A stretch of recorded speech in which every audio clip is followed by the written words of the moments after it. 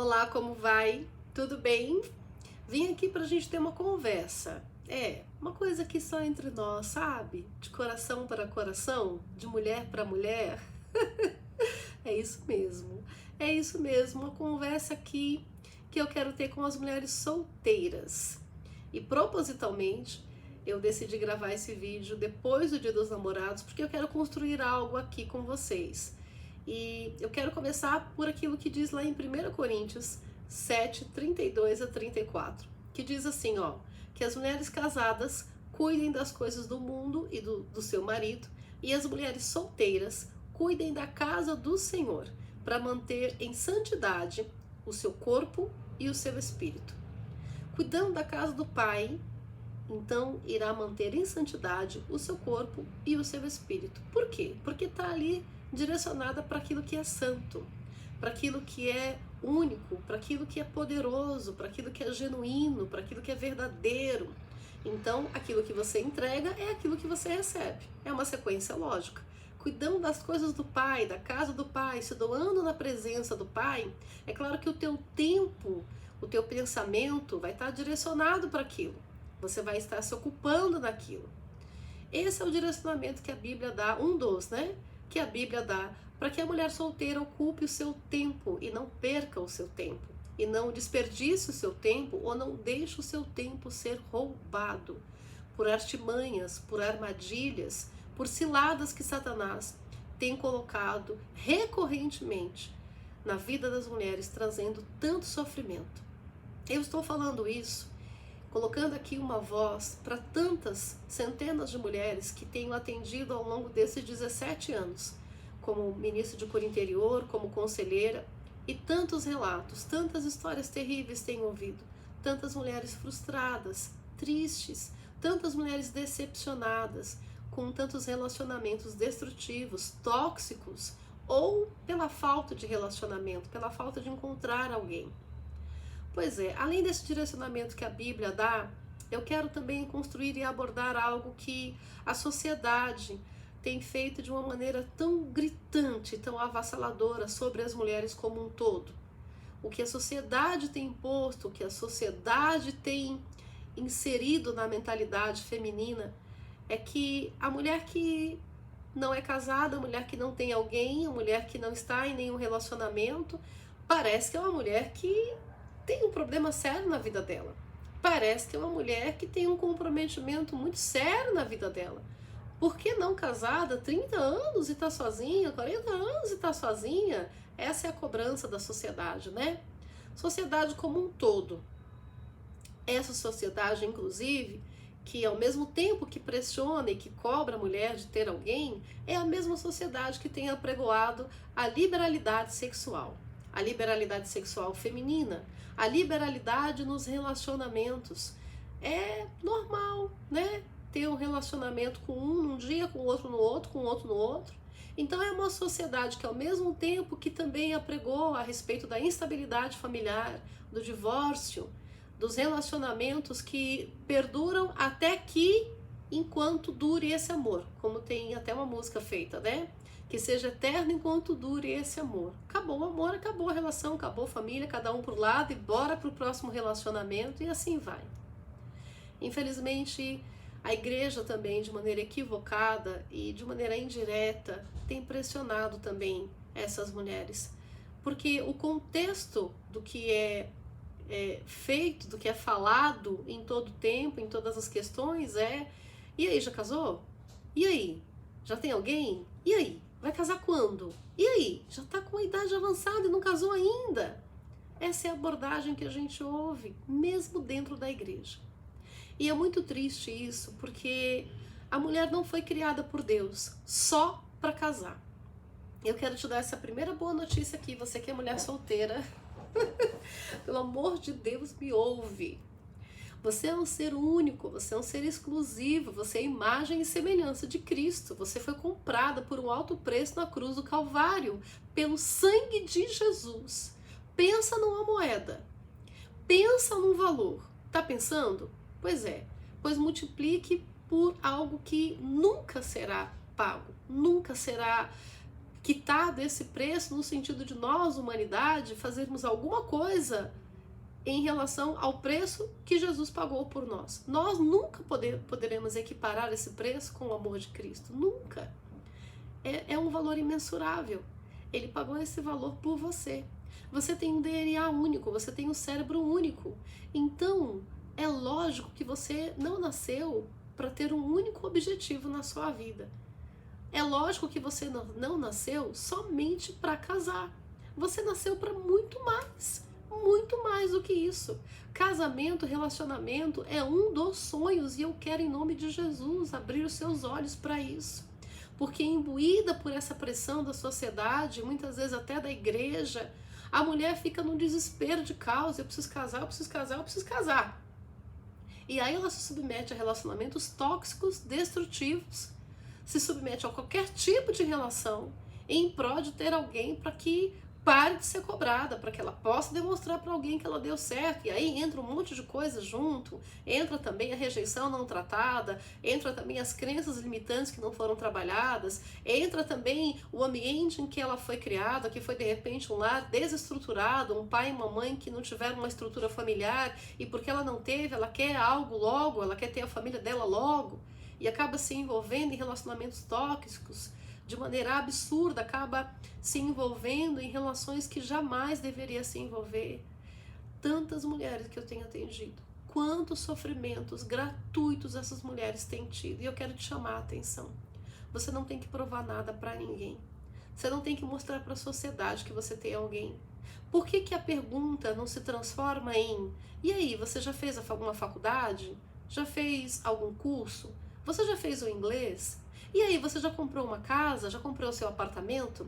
E aí, você já fez alguma aplicação financeira? Como é que está o seu ideal? Como é que está o seu projeto de vida? Como está o seu projeto de vida? Pelo amor de Deus, o projeto de vida da mulher não pode ser apenas casar. O casamento é um dos projetos. Aliás, uma mulher que se empenha em trabalhar por ela, em crescer, em evoluir, em estudar, em obter também, sim, os seus recursos, a sua independência financeira, que vai contribuir com o marido quando esse marido chegar, vai somar ali a renda dos dois, vão poder oferecer uma melhor qualidade de vida, tanto para eles quanto para os filhos. Então, uma mulher que se aplica em construir a sua vida, a sua jornada, a sua caminhada, é uma mulher livre, feliz, em paz, para quando encontrar alguém, esse alguém ser alguém que vai completar no sentido de adicionar e não no sentido de fazer o que faltava, sabe?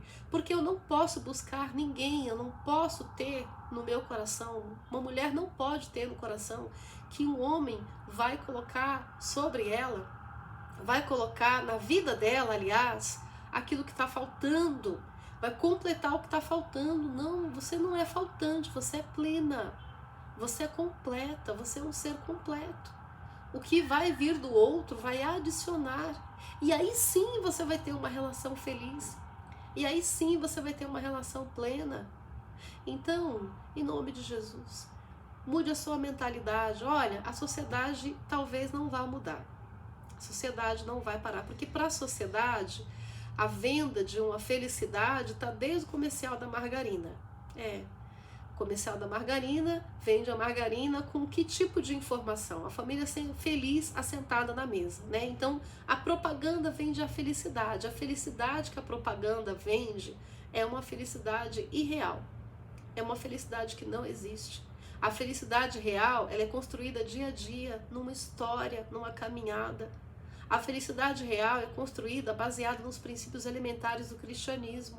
Sabe o que acontece? Em nome desse desespero de causa e em nome de ter alguém para chamar de seu, quantas mulheres têm saído da igreja, saído do ambiente onde ali há a paz, a segurança, a proteção, ali há a condução da palavra de Deus para que os seres humanos se tornem pessoas melhores. Melhores, não significa que são 100% transformadas, mas ali há preceitos ministrados, apregoados para que os seres humanos possam evoluírem e serem melhores. Mas as mulheres saem da igreja e vão para o mundo para terem relacionamentos com homens do mundo. E aí como que elas voltam? destruídas, machucadas, feridas, muito mais do que estavam antes. Então, deixa eu falar uma coisa pra você que conhece mulheres solteiras. Pare de perguntar quando elas vão se casar. Hashtag fica a dica. Posso te dar um aconselhamento? Para de fazer essa pergunta. Para de perguntar quando elas vão ter alguém. Se elas soubessem dessa resposta, você pode ter certeza que você também saberia. Porque você acha mesmo que elas não iriam divulgar em todo o tempo, em todos os lugares, o quanto já encontraram alguém que estão fazendo elas felizes? Então fique tranquilo que quando elas tiverem alguém, quando elas forem casar, você com certeza vai ficar sabendo, porque elas serão as primeiras a divulgarem tudo isso. Você não precisa perguntar. Eu vou te falar uma coisa aqui entre nós, só aqui entre nós, essa pergunta chega a ser uma pergunta mal educada, invasiva, desrespeitosa. Não se faz esse tipo de pergunta para uma mulher solteira. Ela tem outras coisas a fazer.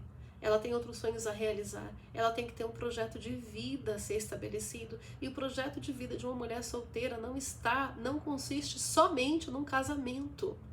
E em ter filhos, ela tem muito mais para ser. Ela é um indivíduo. E enquanto indivíduo, ela tem direito de realizar sonhos. Meu Deus do céu! Então, em nome de Jesus, você que é mulher solteira, em contrapartida, pare também de dar vazão àqueles que lhe pressionam e lhe perguntam. Sabe? Quando alguém lhe perguntar se você já casou, se você vai casar, se você tem alguém, responda à altura da pergunta.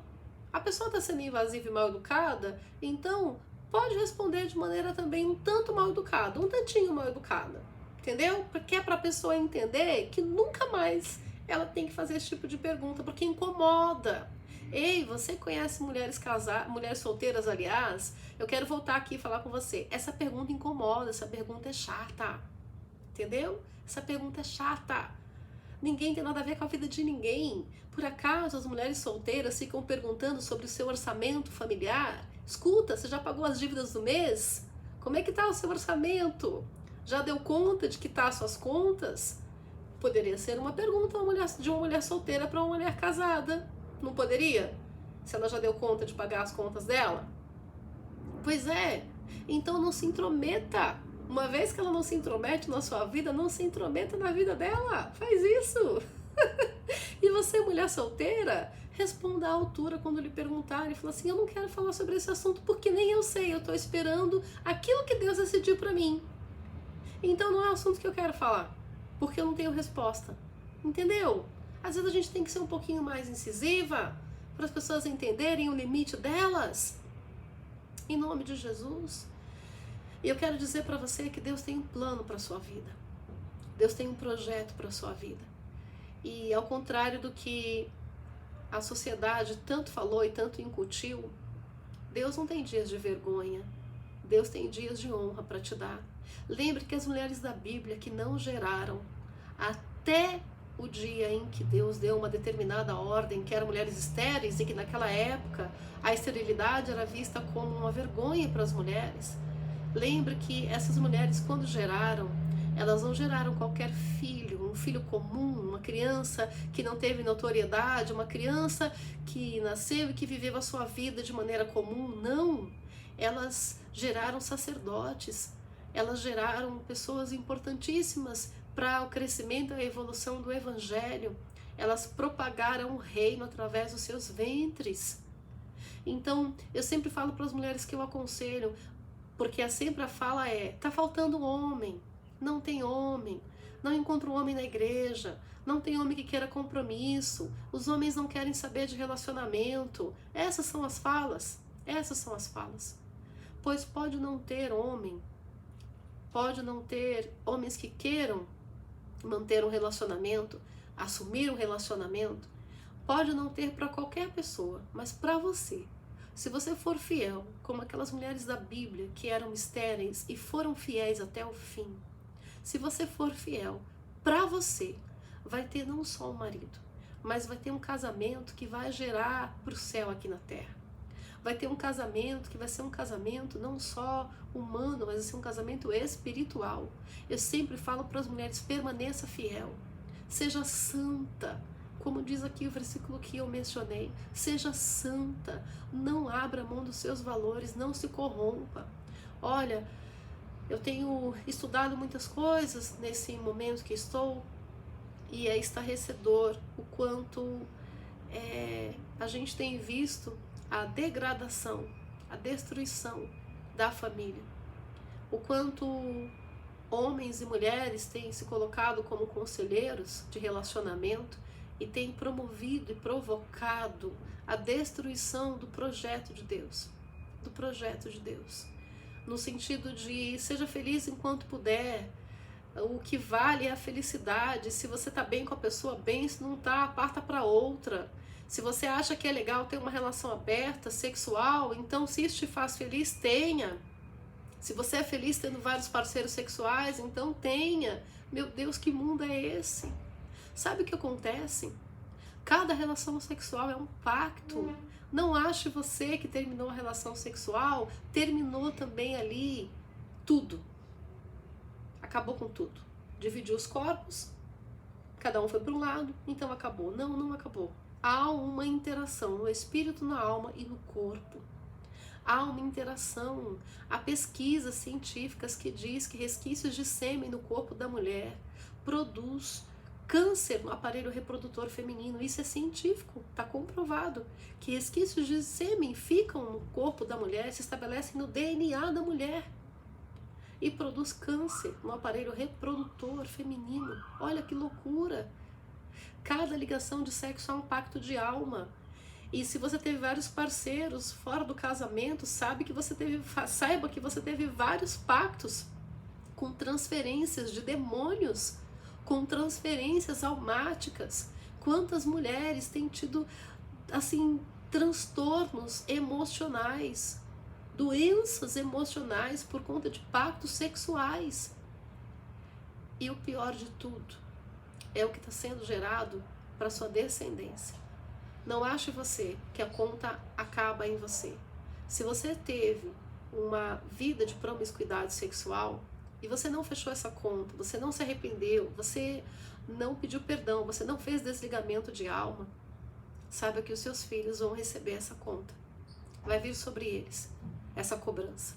Então é muito mais sério do que você pode imaginar. É muito mais sério. Não acaba no final de um prazer sexual. No mundo espiritual há ligações, há pactos, há envolvimentos, há herança sendo gerada ali. E há mais uma frustração. Você não nasceu para viver de frustração em frustração. Você não nasceu para ter que dar resposta, nem nenhum tipo de satisfação para a sociedade.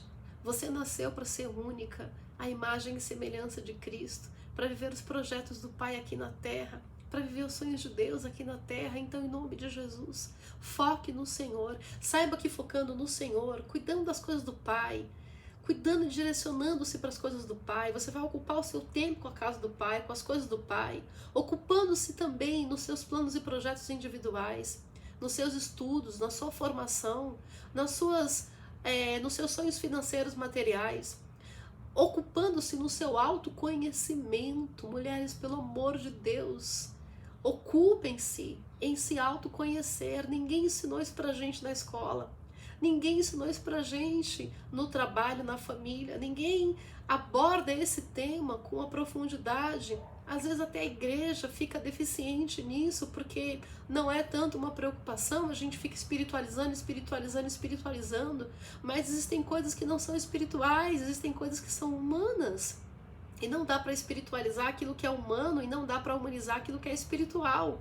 Então busquem se aplicar no autoconhecimento, quem você é, quais são as suas raízes, o que há em você a ser trabalhado, o que lhe faz feliz, o que tem sido a sua história, quais têm sido as situações que você tem recorrentemente vivenciado, aonde você está emocionalmente falando, qual é a sua estrutura emocional, no que você evoluiu, no que você precisa evoluir, quais são os traumas que você vivenciou, foram trabalhados, foram tratados, ou você só passou por cima deles depois que você se converteu e fingiu que está tudo bem? aquilo que não é trabalhado e que não é tratado, vai crescer, vai evoluir. Não acha você que tudo se resolve quando a gente conhece Jesus. Quando a gente conhece Jesus, a gente entregou a vida para Ele, não terminou ali, começa ali.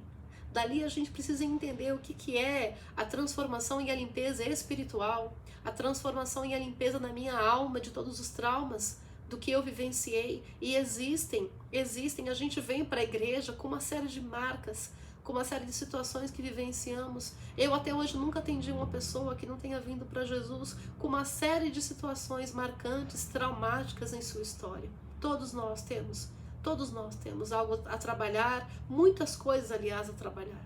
Então, preocupe-se em trabalhar você, porque aí, quando chegar o homem que Deus preparou para você, porque você foi fiel, porque você permaneceu, porque você fez como aquelas mulheres que não geravam, mas permaneceram guardando a palavra, se submetendo e honrando a Deus, não abriram mão, não negociaram, não se corromperam, porque você cuidou de você, porque você se amou.